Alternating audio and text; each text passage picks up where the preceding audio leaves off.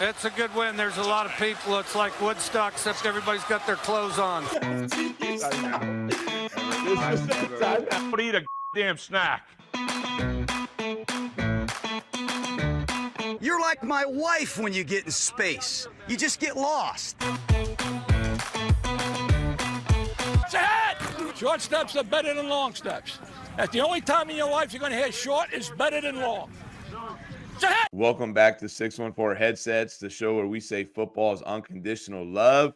If this is your first time checking us out, we're three high school coaches from Columbus, Ohio. Thus the 614 Headsets. We're just a couple guys who just eat, sleep, and breathe football. We're in the thick of it. It's championship time as we get here into the end of October. If it's your first time checking us out, make sure you subscribe, give us a rating, a retweet. Really appreciate helping us grow the show. Donovan, what do we got on episode 57? It's quarter three, so we got to keep the tradition of what we've been doing this year and last year. We go over a kind of a revised pick six version where you're either going to get some random question from one of us to the rest of the group or just a mini thought or statement going forward. And then, of course, we each got a week. We're previewing some of the top games left in the regular season from weeks 8 through 10, and there's some really great ones coming up here in Columbus. Before we do that, though, it's been a few weeks, and I thought last time we were on here, things were a little dark for both the boys at Gahanna and Northland. Let's just catch everybody up, see how everybody's doing maybe in their personal life, your football life. Ryan, how's it going, man? Life is lifing right now. I guess that's all I can say. But now, man, everything's good. I think at home life's great. My wife, Amanda, she's an all-star, right? I don't know what's got into her this year, but she's had dinner on the table pretty much every single night I get home from football. And man, what a ball game changer and blessing that is. But I appreciate her. And yeah, I'm trying to get some brownie points, Kyle. Get them P points up. You've done it before. The PP points, you know what those do. Absolutely. Those are important points right now. Those are critical right now. Football-wise, dude, I guess the takeaway is we're 4-3, right? It ain't been a pretty 4-3, but it doesn't need to be pretty. I think everybody in. Last time we got on, we were 1-2. Yeah. You guys flipped it around. What were we? Yeah, we were 1-2 as well. We both were. We're at the same point. So now we're on the other side of the wins and losses. So we're 4-3. I think we dropped a big game to East, 8-0. We don't have our starting quarterback. He tears his ACL. Week 5 it was. So that kind of hurt us the last couple of weeks. Our defense has been playing outstanding football. Like, they're just playing great. We're averaging less than 10 points a game. So that's a good thing because we're over I call the defense. I'm a defensive side of guys. Our offense has got to start clicking. But then last week was a wild game, Kyle, and I told you about it. Make a long story short, right? We win 3-0. But we snapped the ball over our quarterback's head twice in the last drive with 1:40 left. Then our long snapper snaps the ball over our punter's head, and we haven't done that one time this year. Neither of those things. We have not done that at all this year. In the most critical spot, they get the ball at the 4-yard line going in to score. And there's 1:20 left on the clock. Very next play, their first down, we knock the ball out, pick the fumble up, and we go and take 2 knees, and we leave there limping out of the stadium at Centennial. Just absolutely like Crazy. What just happened. For the first time, I told you my heart was beating through my shirt. I looked down at one point, and I could see it. I was like, oh, this isn't good.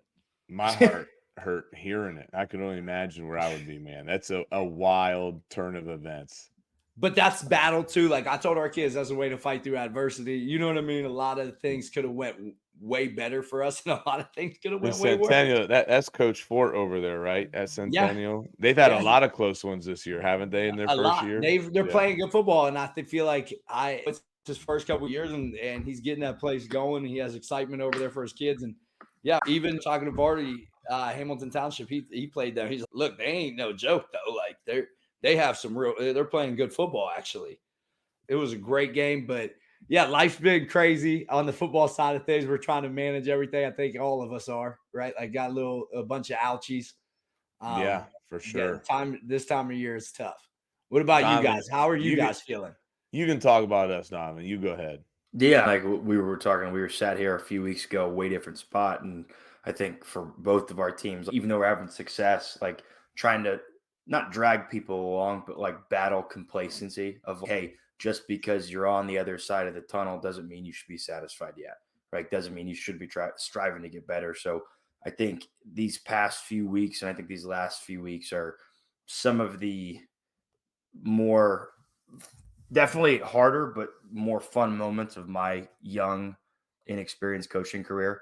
Because it's, you really got to figure out like the fine details. You really got to figure out what makes your guys in your unit, or for you Stout, your side of the ball, and you Sayers, like the whole team, like what makes them tick to battle that complacency and try to see that finer vision in the end. So it's been fun. It's been a long season so far, but it's been real fun, especially these past few weeks. That's the other thing we were talking about as a staff. Our stuff's been fun still. Like our group of kids are awesome. You know, we tried to break up the monotony of football on Monday. And if you guys need to do that ever, just take your kids out and hit golf balls. And man, you'll see a whole different athlete in that. This has been the fastest season. Again, this is only my third year. Like this, I think you guys said it multiple times. Like it just goes faster every year. Like it is like week 8 like that. And I don't remember it going this fast the first 2 years. And it feels like you just blink and it's gone. It does feel like it's gone quick. So I'm with it. Ditto. I think it's been fun. It's been a chess match to be where we were in 2022 and 2023, and then stumble a little bit out the gate, and then try to battle through and work through those pieces and get some kids better and get some kids caught up to speed and to hit a momentum, and the kids buy in, and then it grows from there. So that's been really cool and fun, and just excited to see what we can do, man. See if we can go chase number 3 in a row and keep chipping away. And I just told our kids, pour everything you have in these next 2 weeks. You pour everything you have in these next 2 weeks and handle business. You're at what your first goal is, right? So no regrets, go after it. No regrets, right? From the old school. My favorite. So, hey, just as we get started, hey, Fundraising University sponsors the show. And if you are a coach, an AD, you're looking to set up things for winter and spring, make sure you reach out to Brent Maxwell. Fundraising University-Ohio offers a variety of fundraising efforts that helps football teams run profitable, effective, and fast-paced fundraisers designed to raise the most money in the shortest amount of time to reach their fundraising goals.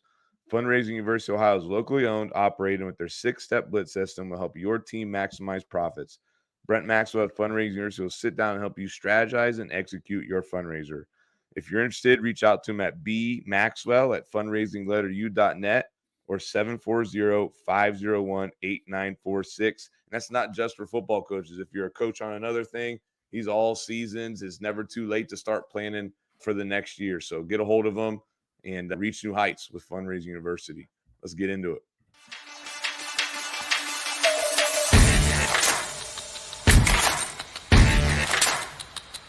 Are we ready for the pick 6 segment? The best one of them all? That's it. That's it? We're back to it? Let's do it. My favorite. The pick 6 segment is powered by Story Rivals. Sports media championships, friendships, and life lessons are among the most meaningful parts of the athletic competition. They are passionate about preserving them by offering the most unique highlight experience available. That's right. And Story Rivals delivers your team's content with services designed to change the way you experience these unforgettable moments now and for a lifetime. Story Rivals now offers a complete team apparel and player shop customizable to your program. Contact them by email at info@storyrivals.com to schedule an appointment with a member of their team. So when it's championship season and you're getting ready to run those championship t-shirts, the championship hoodies, the playoff gear, their stuff is phenomenal. Check it out. I love the stuff we did with Gahanna. I'm hoping we can have a run here too and be able to do a little special gear. Check them out. Also, finally got to check out their little stadium drive thing that they've done before the games. Pretty cool. And I got to give them props to Aaron and the gang over there. So great job, fellas, over there. Ryan, you get to start us off. What do you got? My first question is, who's better, Jeremiah Smith or Ryan Williams? That's been my favorite thing watching college football. Those two are crazy. I'm going to go Jeremiah Smith. Ryan Williams is a dog, man. Bro, after watching that, Ryan Williams is a dog. It might be Ryan Williams. Hey, the Georgia-Alabama game, after he caught that one ball between the two, there's skirted out for that last touch. Oh, my gosh. Do you understand the craziest thing is those dudes were playing at high school football last year? Yeah. Crazy. Unfair. Could you imagine? Could you imagine game planning for those guys?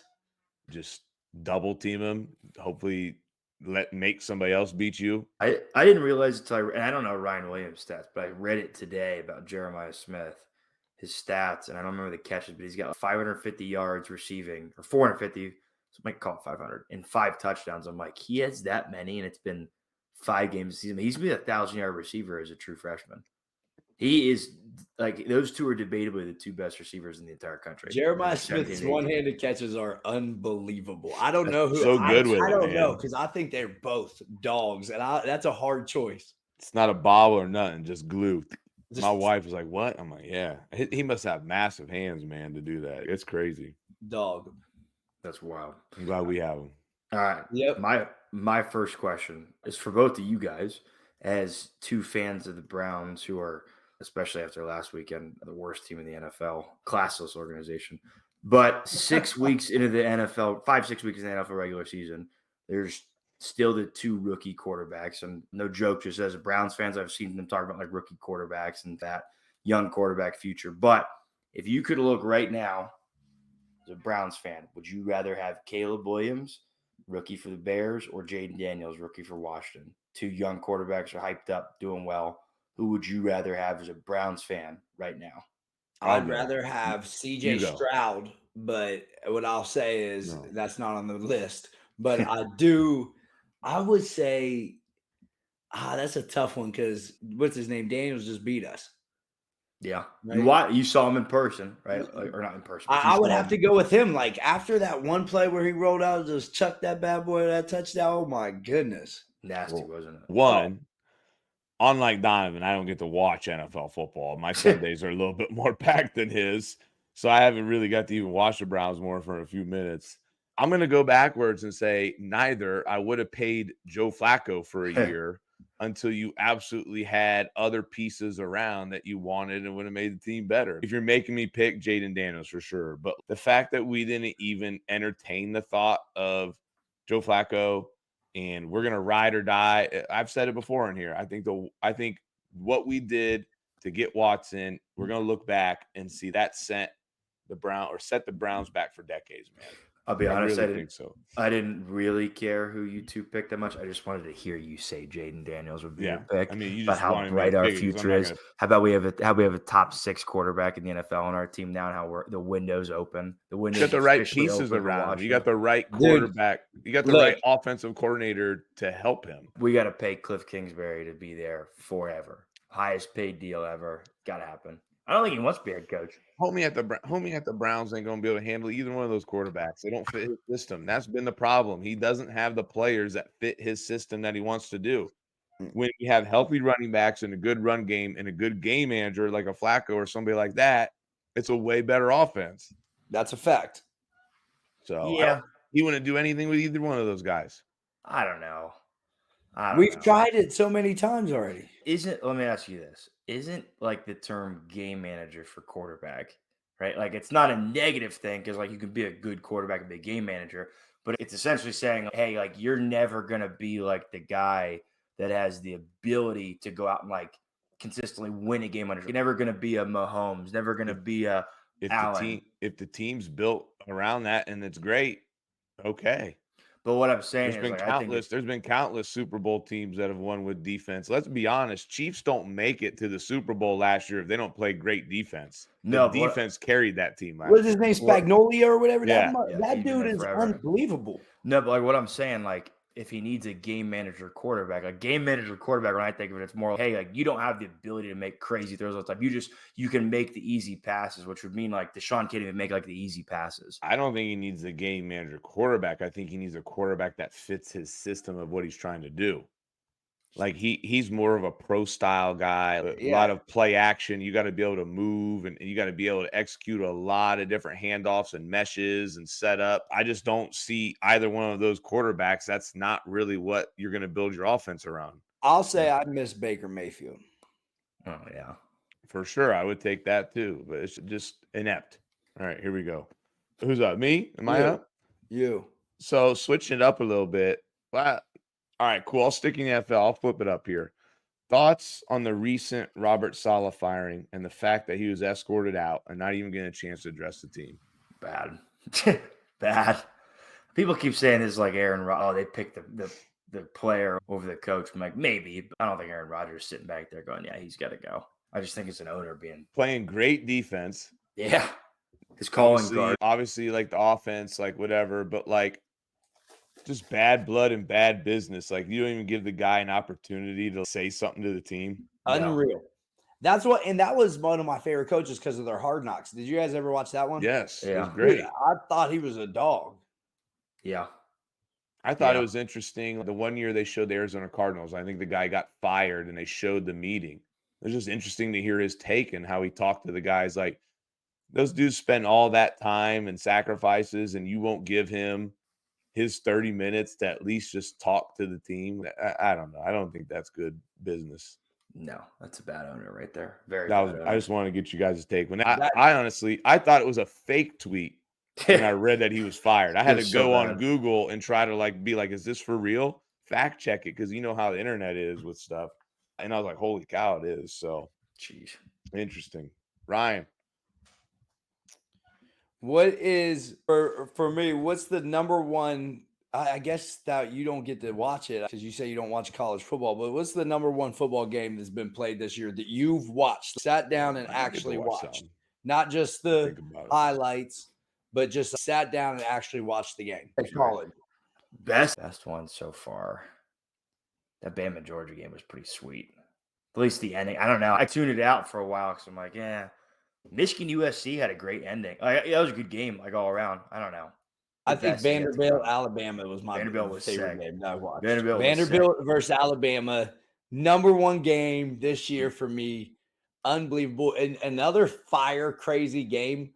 And it was just like a random night I was watching it. Arizona versus New Mexico.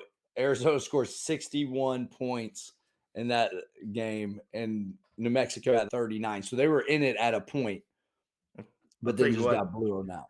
That Notre Dame NIU game was pretty fun to watch. Like it was like an actually good game. Like it's fun to watch Notre Dame lose, let alone do a MAC team. It's always great to see that. Let's talk about the Vandy quarterback where he's had a vision. Yeah. When I was 10 years old, God gave me vision. And he's like 30 seconds later, he's like, Evan Vandy, we're hurt. That dude either reminds me of a little Baker Mayfield or somebody, man. What's your favorite game, Kyle? What's the best game you watched? Man, I don't know because I've recorded a lot to watch later. And I've watched a lot of them and I've stopped. But I'd have to say that maybe the Georgia-Alabama game was interesting. I want to go back and watch the Cal-Miami game. I have that one taped. I haven't got to go back to watch it yet. I don't know, man. I'm in the thick of it over here. 2 kids, been going to bed about 9. I got a lot of games recorded. I start a lot of games and then it's bedtime and I peel back and watch some of them every now and then, or in the off season too. So I like it. All right, my second one. Not a question, more of a statement, but you guys chime in afterwards if you want to. Like I was a little hesitant, not like this year, but like hesitant for how the 12-team playoff format was going to work. If it was going to feel like college football I know it'd be exciting, but as genuine. And I think it's pretty crazy how it's shaped out, how enjoyable it can be towards the end. Like the idea, I was listening to Joel Klatt talk about it this past week.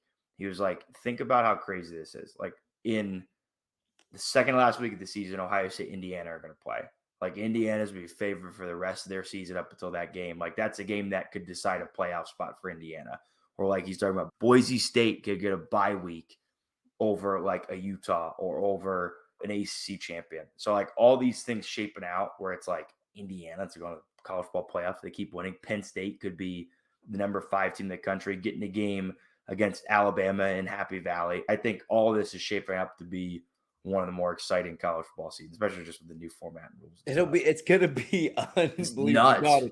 I was thinking about that too the other day. Can you imagine the games that are gonna be played, like the college towns, how wild it's gonna be at some of these joints when they're playing at home? The home games, yes. Oh my, let Ohio State play at home. Columbus is going to be crazy. Let Ohio State play at home and have a Clemson or Notre Dame or somebody come to town and be like, yeah, good luck. Yeah. And I hope it's 20 degrees outside, windy. Like, good luck, dude. I think it's going to be some awesome atmospheres. I think you are going to see a couple teams get hot and do something though, man, or have the potential to. I think that's gonna, because every year there's that team. I can't wait till the That's upsets in it. That's what I mean. There's always one or two teams that are so good that just stick outside the bubble, and they're always smaller teams. And we've seen some of those over the years beat a bigger team or be like, what if? And I think that'll be cool to see. Yeah, My last thing, I just wanted to get back to our seasons and say, what's the best moment you've had this season, or best thing about the season so far? Oh, that's a good question too. That's putting me on the spot. Yeah. I'll go with mine. I think I got one. I had one. It was more like personal. It was week one, like watching my youngest brother score his touchdown in the game. That probably is the best moment. But if you're sticking more like, I don't know. No, not even more like that. That's probably my favorite moment so far. That was pretty insane to watch. I asked him today. He came up and gave me a hug. I'm like, hey man, I'm like, it's like scoring a touchdown. I've never scored a touchdown, Davis. That's pretty awesome. I said, was it pretty cool? He goes, no. Yeah. Dude's having a year, man. Touchdown there. He's on Homecoming Sports king. Center now. He's homecoming king. Dude, he's a man of your Wow. house. Yes, he is. Oh, he's just living the dream there. Yeah. What do you got, man? Best moment. I think the best moment would have to be,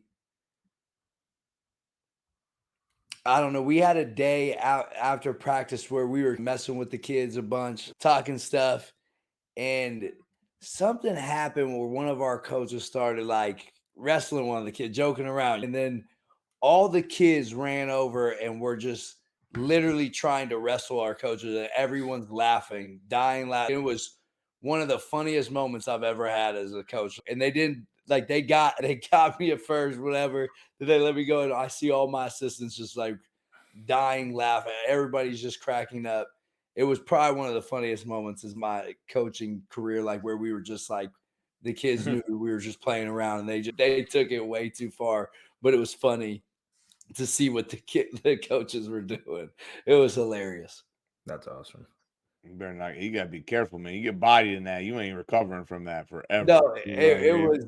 It's can't. just so funny. They were, oh my goodness, it was hilarious. And our Yeah. assistant principal was like walking out at the time and just laughing. She was dying laughing. I love Like, it. what is That's- going on out here? Wait, what's Yeah. your favorite part Yeah, of come on year? now. Wait a second. I don't have to answer everything. Dang. We answered all of our questions. I think for me, one of the coolest things or their best moments, I think, has just been, I don't know, for some reason this year, like the joy of seeing some kids score their first touchdowns at a varsity level, and that pure enjoyment, happiness. I'd say just working with our staff. I'm very fortunate that I've had the same offensive staff for all 3 years. I was just telling my wife, like, how every day, like, our staff enjoys being around each other and has fun and doesn't really ever have a bad day together. That's when you know something special, when you can be with that many guys for that long and you're doing great things together, you're having fun, and you're just enjoying coaching and being with each other. I think that's probably my best. Love it. And so that's the Pick Six segment, That's a sponsored full by thing, Story though. Rivals. Let's go.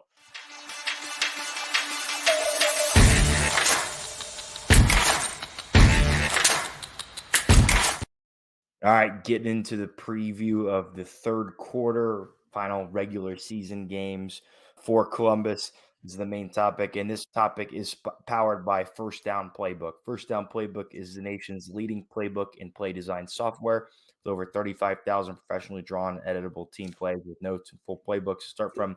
You'll be on your way to getting an edge over the competition.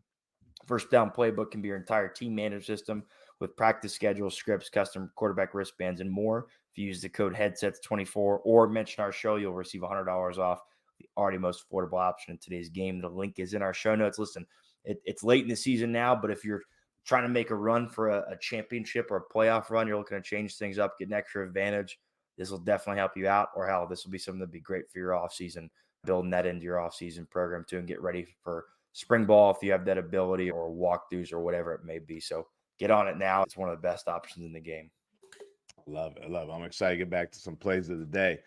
So we got weeks 8, 9, and 10. As we, just so everybody knows, we call this the third quarter as we finish up the regular season And then we'd like to make the fourth quarter all about playoffs. And at some point, I think we usually get on, I think right as playoffs start, and just talk about the region and interesting matchups and things, because you just never know what's going to happen for us or anybody after that point. So I have week 8, and I'll start with the number 1 game, right? You've got Upper Arlington at Olentangy Orange. It's been dubbed the game of the week, and by some things. Some of us have the spreads on here from Drew Pastor, who does a great job putting those things out there, but it's a 1-point spread in that game. That's going to be a super physical game, going to be very interesting to see how those two teams stack up against each other. Upper Arlington, big emotional win, beating Berlin last week, right? Beat Berlin last week, or Liberty. Liberty came back. Yeah, they were down and came back, beat Liberty. Next game I got is Pickerington North at Grove City. I've seen a spread from 7 and 9, but the last time the Panthers traveled to Grove City in 2022 was a 1-score game. Excited to see that matchup. Things heat up on the schedule for both of those teams. Big Walnut, Westerville North, a clash of D2 versus D1. Big Walnut is on a tear right now. Westerville North's coming off a 34-21 loss to Westland. Big Walnut's actually favored in that game. So I'm excited to see how that one shakes out. And then Bloom Carroll at Bishop Hartley. Hartley, tough schedule so far this year, but I think it pays off for them in the long run, especially if they get the playoffs. They're actually favored by 11 over the 6-1 Bulldogs. So those are my top 4 games. What do you guys think? Week 8's gonna be good, man. That's a great lineup, Kyle. Yeah, there's awesome games, some interesting storylines in there. Championship season, a lot of things on the line for a lot of these teams heading down the stretch, starting now. Yep. Things get a little clearer, like week 8, like some of your goals, some of your ambitions. You can see it down the road, but also that margin for error gets small real quick if with a win or a loss here. But I got my week 9 games here. I got my 3 top week 9 games. The first one, Olentangy Liberty, the number 1 seed right now in Region 3, 4-point favorite at home against number 2 seed in Region 2, Hilliard-Davidson. So I think just looking at that cross-regional games are always fun, especially when it's 2 of the top teams in those regions to help shake out where those final standings would be. It'd be a huge win for both teams, for either team to win it, figure out where they can shape up ultimately for their playoff standings going forward. Second one, I think this is a really interesting one, is number 4 Pick Central, who's a 22-point favorite going to Taze Valley, number 4 in their region. Is this Taze Valley's first year in the OCC, or is this their second year? It's their first year, isn't it? First year. So listen, Taze Valley is 5-2. I think they've surprised a lot of people with their success moving into the OCC and who they've played. I think they'd be pretty pumped up because they've played some teams in the OCC that I think people may have been like, oh, this is going to be a great game. And I think they're going to get a lot of doubters right now from this side of the game, and maybe rightfully so. But I think they'll be pumped up with the success they've had in the OCC so far. And then Pick Central, a lot to play for as well. They're the current number 4 seed in the region. They've won 4 in a row, and they're trying to get as high of a seed as possible, just like anybody else. And then last one I got is number 1 Westland, number 1 in Region 2, 8 or 9 in the latest AP poll for all of Ohio, or Division 1 Ohio, I think. 11-point favorite, home against Delaware Hayes, number 8 seed in Region 3, but 5-2 physical football team that's also trying to climb their way up with some quality wins. Despite being 5-2, they're 8 seed. They want to climb up that pecking order right now in the regional standings for Region 3 with a big win against Westland. I think Week 9's got a couple really good games in there as well. I think Week 9 is another one that every week, the last 3 weeks, that's always crazy. Important, so important.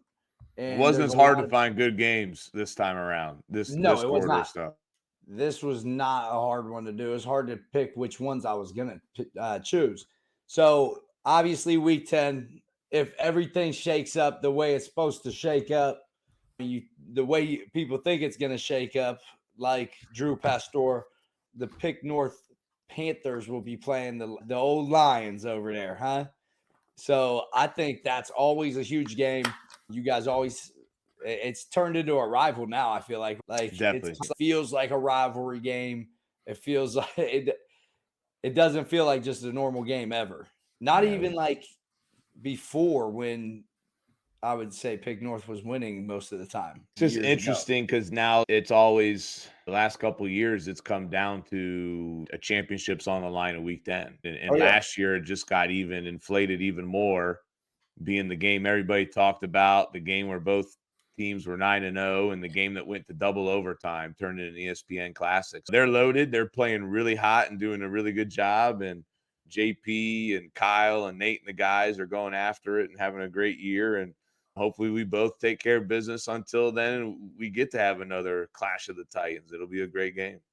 Agreed. No, it's always a great game. And then next for us, we got to see what happens. But I feel like Northland Beechcroft is always a great game. We always have a great one there. And depending on how some things shake up and stuff, then we'll see what it looks like. But it can be another game that determines the City North Championship like it has the past 3 years. And we'll see how things shake up and see what happens there. But I feel like that's always a great game. And then Westland versus Big Walnut. I think this game is going to be a banger on week 10. That the teams are both doing great. I think that we went over and scrimmaged Westland with Coach Williamson, and he's doing a great job over there. They have some dogs over there. And Westland's predicted on there to win that game by 10 points. But Big Walnut's playing some great football. They're winning some games that I feel like people weren't thinking they were going to win this year. But they're doing a great job because I feel like you never hear a lot of noise about Big Walnut. Yeah, I think that's fair. Not this year with the Powers brothers gone and some different things. This has been a quiet season for them up until now, to where they're at the top of the region and playing really well. Yeah, I agree with you on that. And then the last one that I got is Olentangy versus Olentangy Berlin. Little battle of the Tangies in week 10. It's predicted though to win that game by 6, but I don't know I don't know who you take in that game, right? I think that both coaches over there, like, they're doing an amazing job. Obviously, Berlin's a newer job, right? How long has that school been open for? Not even a decade. Not 10 years, right? Like, it hasn't been open for 10 years, has it? I don't even think it's been a decade. Yeah, so obviously just starting that place from the ground up, literally. And then they play Liberty. It's Olentangy versus Liberty. So I think it's Orange versus Liberty. No, but it's regular Olentangy versus Berlin. Oh, like the Braves. Okay. Yeah. Also, don't forget Liberty and Orange. Week 10 is Olentangy Orange versus Olentangy. Yes, that's what I said. It's the battle of the Tangies in week 10. But that's the one that I picked. That's when you guys only picked 4, so I wasn't going to put both. Man, you got to we'll throw that one in there. We'll bonus it. We'll throw it in there. But I think that's going to be a wicked. All of them are doing great. I like that they do that all in week 10, where they're not all, but I like that they do that in week 10, where it's like, all right, Olentangy versus Olentangy, Olentangy versus Olentangy. That's pretty cool. Yeah, there's a lot this last quarter, man. There are so many good games, and there's so much on the line for everybody. Yep, and then you got, even on the south side of the Columbus City, you got Independence versus Walnut Ridge, and that's always a great game. And then there was unbelievable games that I could have picked in week 10. Those are some good ones, man. Those are exciting. Wish I could go to a few myself and check them out. You know what I mean? I'll be able to go to one. I was talking to Nate about maybe doing something at your guys's, because I play Thursday against Beach. Oh, hey now. I love it. I don't know who will I have to cheer for? I don't know what I got to do. That's going to be tough for you. The yellow, or do I wear? You got to come with the split. You got to come with the split jersey. Proud Papa, split jersey. Split jersey. You know what I mean? Yeah, you got to. All right, everybody. Hey, those are our top games from weeks 8 to 10. If you're interested in checking out a game, go see one of those, because we think those will be fantastic. Thank you for listening to us. Make sure you subscribe. Make sure you give us a rating, so help us spread things out. We appreciate you following us, and we're getting excited to gear back up here for season 3. At some point after we take a little bit of a break from our regular season stuff. Man, I can't wait. Ryan, stay healthy. Keep battling, man. Wish you luck. We're going to keep it moving. You already know. I hope you guys do a great job too, and good luck to you guys. Good luck to everybody that's listening too. Like, most of you guys are coaches absolutely. as well. So good luck to you guys. Everybody stay healthy. It's that time of year, right? Have a great rest of your year. Make sure you subscribe to us. Make sure you download, do all those things. But what a great night being back on with the boys. Absolutely. Peace.